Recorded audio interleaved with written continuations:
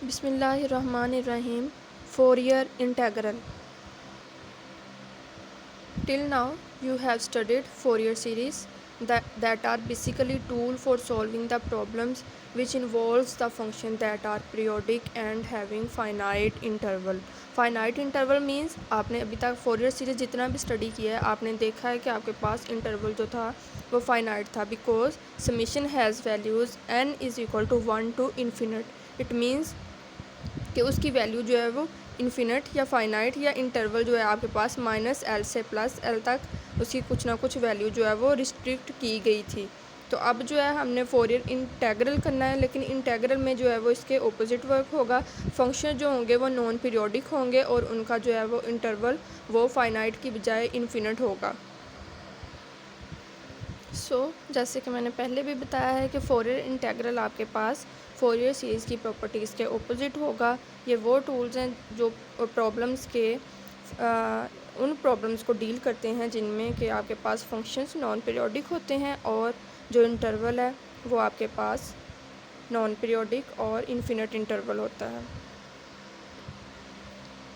अगर आपके पास कोई भी फंक्शन एफ ऑफ एक्स है तो आप उसको in terms of Fourier integral किस तरह से डिस्प्ले करेंगे उसका मैं एक्सप्रेशन लिखने जा रही हूँ। ये आपके पास फोरियर इंटेग्रल एक्सपेंशन है किसी भी फंक्शन एफ ऑफ एक्स के लिए जिसमें आपके पास जो है इंटरवल लेंथ 0 से इन्फिनिट है और आपके पास अंदर जो फंक्शन है वो है ए के कोस के एक्स प्लस बी के साइन के एक्स और उसको जो आपने इंटीग्रेट करना है विद रिस्पेक्ट टू डी के। इस इंटीग्रल एक्सप्रेशन में आपके पास फर्दर टू वैल्यूज़ हैं A K and B K, where A K and B K are coefficients of this Fourier integral. A K and B K are coefficient of this Fourier integral and having separate values 1/π जो है इनका आगे interval है और उसके जो है वो फर्दर माइनस इन्फिनिट से प्लस इन्फिनिट उनके आगे वैल्यूज़ और विद रिस्पेक्ट टू वी जो है कोई भी इसका कोएफिशिएंट हो सकता है। यहाँ पे एक्स भी हो सकता है, कोई और भी हो सकता है। तो यहाँ पे जिस भी फंक्शन में आप इसको एक्सप्रेस करना चाहें तो यहाँ पे वी है तो इसलिए with respect to D V जो है इसकी आगे इंटीग्रेशन है। नेक्स्ट है जी आपके पास Fourier cosine integral. Fourier series के स्टार्ट में ही आपने इवन फंक्शंस और ऑड फंक्शंस से रेलिवेंट कुछ जो है वो मालूमात हासिल की थी और आपको पता है कि जो इवन फंक्शंस हैं वो बेसिकली कोसाइन टर्म्स पे डिपेंड करते हैं। इवन फंक्शंस में हमेशा जो है वो कोसाइन टर्म्स अपीयर होते हैं और जो आपके पास ऑड फंक्शंस हैं उनमें आपके पास साइन टर्म्स जो है वो अपीयर होते हैं। तो अगर हम इन टर्म्स ऑफ इंटेग्रल उन्हीं की बात करते हैं, आपके पास कोई भी फंक्शन है एफ ऑफ एक्स और उसमें जो है वो इवन फंक्शन बी के जो कि आपके पास यहाँ पे बी के दिस टर्म में वो इक्वल टू 0 होता है, देन जैसे कि आपको यहाँ पे नज़र भी आ रहा होगा मैंने लिख भी दिया है कि इवन फंक्शंस वो फंक्शंस होते हैं जिनमें आपके पास सिर्फ कोसाइन टर्म या कोस टर्म अपेयर होती है। तो इट्स मीन हम अज्यूम कर सकते हैं, बल्कि हमने ड्राइव भी किया था फोरियर सीरीज़ में कि आपके पास जो अगर कोसाइन टर्म अपेयर हो रही है तो वो इवन फंक्शन होंगे और उस सिचुएशन में आपके पास साइन टर्म जो है वो इक्वल टू 0 होगी। सिमिलरली आपके पास जो ऑड फंक्शंस हैं उनमें ओनली साइन टर्म अपेयर होगी और कोस टर्म जो है वो इक्वल टू हम 0 कंसीडर करेंगे। तो इसीलिए अगर हम उसको फोरियर कोसाइन इंटीग्रल में हम उसको डिस्प्ले करना चाहते हैं तो हम कह सकते हैं कि a function having even function then bk is equal to 0 because bk is the part of the odd function, sine or sine is the part of the odd function, so cos is the part of even function, sine is the part of the odd function. Fourier integral will be reduced to Fourier cosine integral।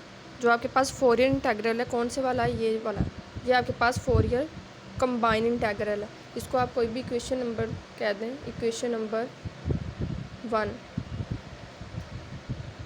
Equation number 1 में जो आपके पास वो reduce हो जाएगा जब आपके पास आप इसको फोरियर कोसाइन इंटीग्रल में लिखेंगे तो वो आपके पास ये वैल्यू बी के की इक्वल टू 0 करने के बाद आपके पास ये वाला जो है वो वैल्यू बनेगी और ये आपके पास जो है पाथ लेंथ 2/π√। ये interval Fourier cosine integral use होगा। इनकी डेरिवेशन नहीं है, ये आप इनको डायरेक्ट एज इट इज़ याद रखेंगे। यहाँ पे अगेन ए के जो है आपके पास basically is a coefficient and its value is,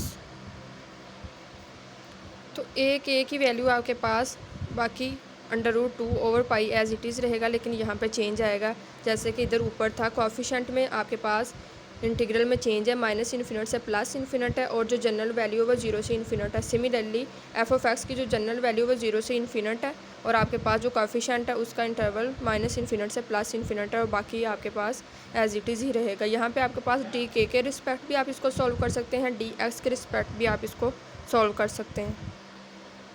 next है जी आपके पास फोरियर साइन इंटेग्रल।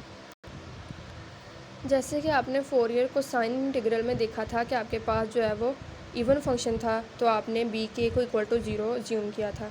तो यहाँ पे अब आपके पास फोरियर साइन इंटीग्रल है, तो इट्स मीन ये ओड फंक्शन होगा, और आपके पास ए के इज़ इक्वल टू 0 होगा, because A K is the coefficient of cos part. Fourier sine integral आपके पास रिड्यूस हो जाएगा, f(x) इज़ इक्वल टू √2/पाई इंटरवल 0 से ∞ बी के साइन के एक्स डी के। अगेन मैं बता रही हूँ यहाँ पर डी के जो है आपके पास आप with respect to integration D के कर रहे हैं। अगर आप चाहें तो डी एक्स भी हो सकता है कुछ केसेस में, तो इससे कन्फ्यूज़ नहीं होना। विद रिस्पेक्ट टू डी के भी कर सकते हैं, डी एक्स भी कर सकते हैं, लेकिन ये मैंने आपके लिए जनरल एक्सप्रेशन लिखे हैं। वेयर अगेन बी के is the coefficient of Fourier sine integral and its value is, तो बी के कोएफिशिएंट जो है वो उसके लिए आपके पास सेम वही वैल्यू जैसे कि पहले थी, वही आपके पास √2/पाई, और बाकी आपके पास इंटरवल -∞ से +∞, और अंदर नेक्स्ट उसकी नेक्स्ट वैल्यूज़। सो स्टूडेंट्स, अगर आप लेक्चर नंबर 2 का जो है वो ओवरव्यू देखें तो हमने स्टार्ट किया है आज फोरियर इंटीग्रल, और उसका रेफरेंस यूज़ किया है फोरियर सीरीज़ से कि फोरियर सीरीज़ क्यों यूज़ करते हैं, और दैन फोरियर इंटीग्रल क्यों आपके पास आता है, और उसको किस तरह से एक्सप्रेस करते हैं, उसका जनरल फंक्शन f(x), और उसके बाद उसके कोएफिशिएंट ए के और बी के। उसके बाद नेक्स्ट जो है साथ ही उसके आपने f(x) को ड्राइव करके उसको इक्वेशन नंबर 1 कहा, और उसके कोएफिशिएंट बताए ए के बी के, और उनके इंटरवल्स बताए, और सिमिलरली फिर आपने फोरियर को साइन इंटीग्रल को डिस्कस किया। फोरियर साइन और इंटीग्रल को डिस्कस करने के बाद आपने फोरियर साइन इंटीग्रल को भी डिस्कस किया। तो अभी तक MMP2 में आपने जो स्टडी किया है मैं उसको भी दोबारा से थोड़ा हाईलाइट कर देती हूँ। सबसे पहले आपने इंट्रोडक्शन किया था। इंट्रोडक्शन में आपने बहुत कुछ सीखा था, जिसमें आपने देखा था पीरियोडिक फंक्शंस क्या होते हैं, पीरियड क्या होता है, साइनोसाइडल वेव्स क्या होती हैं, कॉम्प्लेक्स वेव्स क्या होती हैं, ट्रिग्नोमेट्रिक सिस्टम क्या होता है, नॉन पीरियोडिक फंक्शंस क्या होते हैं, और देन फिर आपने यहाँ तक ये इंट्रोडक्शन उसका ब्रीफली करने के बाद जो आपने स्टार्ट लिया था वो था हमारे पास फोरियर सीरीज़। फोरियर सीरीज़ में फिर फर्दर आपने डिरिचलेट कंडीशंस फाइंड आउट की थी। उसके बाद आपने special cases for Euler's formulas derive किए थे। उसके बाद आपने जो है वो पीरियड बताया था, एप्लीकेशंस जो है स्टडी की थी फोरियर सीरीज़ की, और उसके बाद हाफ रेंज, फोरियर साइन और cosine function with respect to derivation of Euler's formula, also even function and odd function. और उसी के रिगार्डिंग फिर नेक्स्ट जो था complex form of Fourier series study कर चुके हैं अभी तक। उसके बाद फिर मैंने आपको कुछ क्वेश्चन सॉल्व करने के लिए दिए थे जो कि रेलिवेंट थे कॉम्प्लेक्स फॉर्म के और सिंपल फॉर्म के। उसके बाद जो नेक्स्ट था आज स्टार्ट किया है वो है Fourier integral. Fourier simple series और फोरियर कॉम्प्लेक्स सीरीज़ करने के बाद जो है नेक्स्ट फोरियर इंटीग्रल स्टार्ट किया, और फोरियर इंटीग्रल को पहले सिंपली डिफाइन किया, उसके बाद फोरियर कोसाइन इंटीग्रल और फोरियर साइन इंटीग्रल तक आज हमने जो है वो इसको कंप्लीट किया है। सो अभी तक आपके पास ये नंबर 1 हो चुका है, नंबर 2 हो चुका है, नंबर 3 हो चुका है। नेक्स्ट जो है आपने करना है फोरियर ट्रांसफॉर्मेशन, वो इंशाल्लाह नेक्स्ट लेक्चर में होगा, और फोरियर ट्रांसफॉर्मेशन के बाद फोरियर इन्वर्स ट्रांसफॉर्मेशन होगा।